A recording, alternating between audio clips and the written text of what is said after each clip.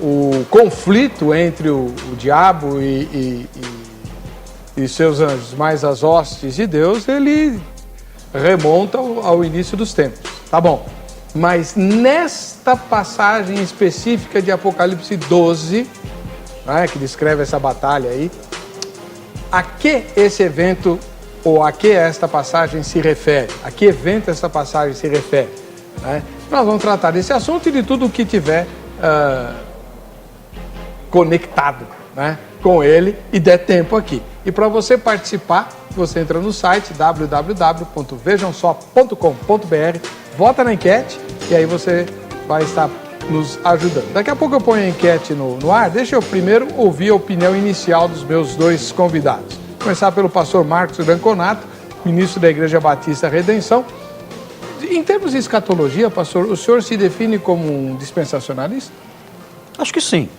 Acho que não posso dizer que eu abraço todos os contornos dessa posição, mas eu acho que estou mais para dispensacionalista do que para aliancista.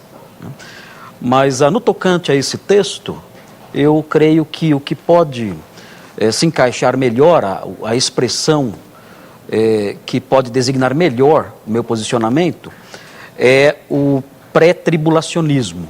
Eu creio que essa passagem é uma passagem que diz respeito a um período de 7 anos, já previsto ou profetizado pelo profeta Daniel, no capítulo 9 do seu livro, do livro que leva o seu nome. E nesse texto, a Bíblia fala de uma semana de anos, 7 anos, em que haverá uma aliança entre o anticristo e o povo de Israel. E o anticristo vai romper essa aliança na metade dessa semana de anos, depois de 3 anos e meio. E os 3 anos e meio restantes, depois do rompimento dessa aliança, serão 3 anos e meio de intenso sofrimento e de intensa atividade satânica neste mundo. Então acredito, lendo esse texto de Apocalipse e fazendo o cruzamento com a profecia de Daniel, eu acredito que esse período se refere, essa batalha se refere ao que vai acontecer na metade da tribulação, quando Satanás será expulso das suas atividades junto ao trono de Deus, que é uma atividade de acusar os irmãos.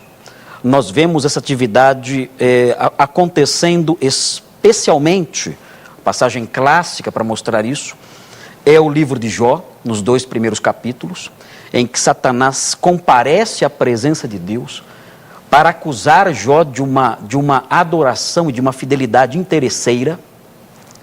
Aqui, nessa passagem, nós aprendemos que Satanás é o acusador dos irmãos.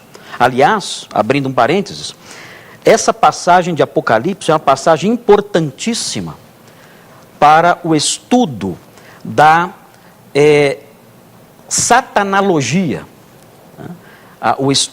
O que a Escritura diz sobre Satanás. Porque é um trecho que concentra os nomes de Satanás. E não somente os seus nomes, mas também as suas atividades. E estudando os nomes presentes aqui e as atividades descritas aqui, nós podemos traçar um perfil do nosso adversário. E é interessante notar que uma das atividades mais marcantes de Satanás é acusar os irmãos.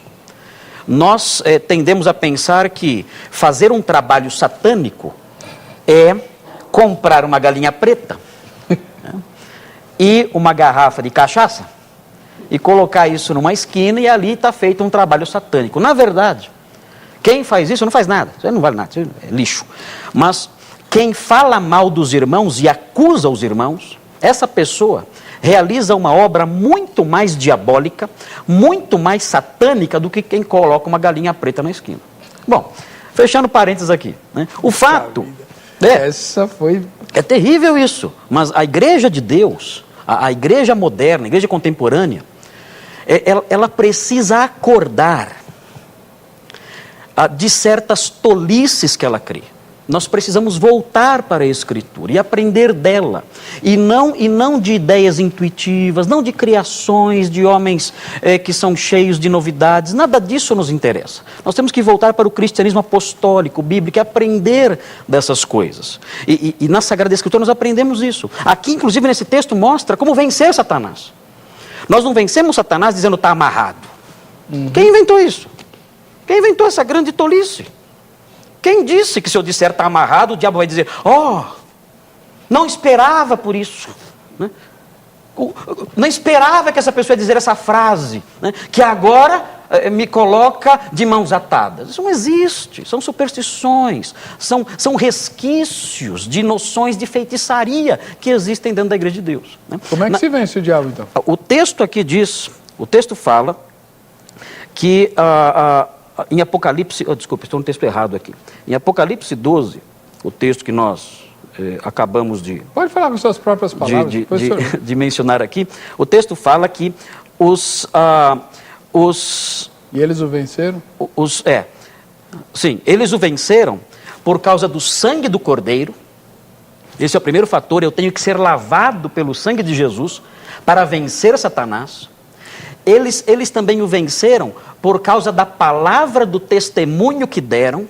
Eu venço o diabo quando eu sou uma testemunha verdadeira de Jesus, quando eu sou capacitado pelo Espírito Santo que habita em mim, quando eu sou capacitado e tenho coragem e realizo essa atividade de dar testemunho de Jesus. Eles o venceram por causa do testemunho de Jesus que eles deram, e o testemunho de Jesus é uma obra poderosa, tanto que em Atos nós aprendemos, o Senhor Jesus fala, recebereis poder ao descer sobre vós o Espírito Santo e ser-me-eis testemunhas. Ou seja, uma das maiores expressões de poder espiritual é o testemunho evangelístico e evangelizador dos seus servos. E em terceiro lugar, mesmo em face da morte, não amaram a própria vida. O testemunho corajoso e sacrificial. É isso que vence o diabo. Não é ficar comprando lencinhos ungidos, não é ficar comprando, não é usando copinho d'água abençoado, não é dizer está amarrado, não.